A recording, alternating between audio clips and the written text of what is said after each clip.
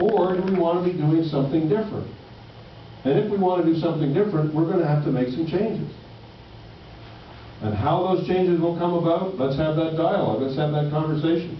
But let me tell everybody in this room, I don't think as leader, when I have 70, 77, 80% of the delegates saying, this is where we think the country needs to go, I'm not as a leader going to say, well, I know it's very controversial, and I'm not going to touch that, I'm going to change the subject and say, well, that was the delegates at a convention, and da-da-da-da-da. No. We have to persist, take this issue seriously, take it on with people and say, let's have that dialogue and conversation.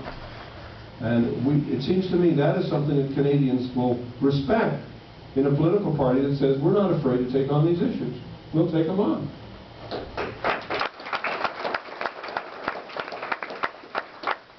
I very much enjoyed the speech on that, but one question I have, I've got 5 grandchildren in school. Are we winning or losing the battle on bullying? That's a really good question. Well, let me say this first of all, and I'm not saying it only because Chris is in the room, but I am really proud of our provincial government. I think that the Premier himself and the Cabinet have done a great job at understanding that this is an issue.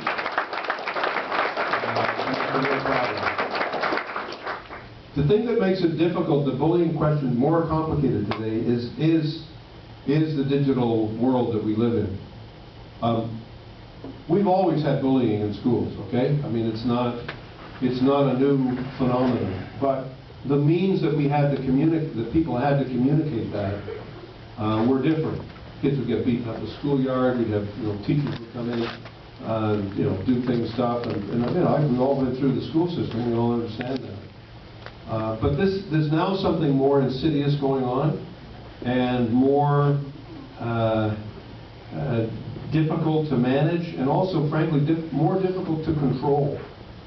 Because we can't simply, it isn't a matter of just a teacher standing up and saying, this has got to stop in this classroom, or a principal saying, this has got to stop in this school. They can say those things, but they can't control all the messages that the students receive, which is why cyberbullying is such an issue, why bullying on the internet is such an issue, and bullying on Facebook is such an issue, and why we see this attempt to create stereotypes. Well, having said all that, would you say to me, are we winning or losing? I would say we're winning.